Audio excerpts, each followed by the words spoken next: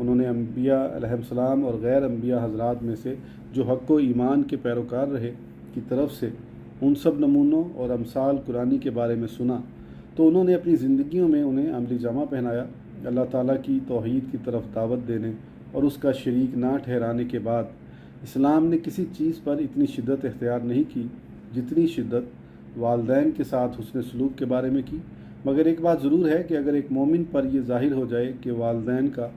अल्लाह ताला के साथ शिर्क करना एक ऐसा मामला बन चुका है जिससे उनके साथ हुस्न मामलत और फर्मा बरदारी का मसला खतरे में पड़ चुका है,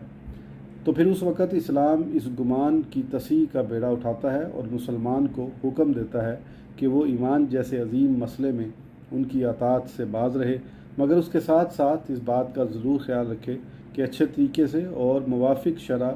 उनके साथ हमरकाबी और दमसाजी में खलल ना आने पाए।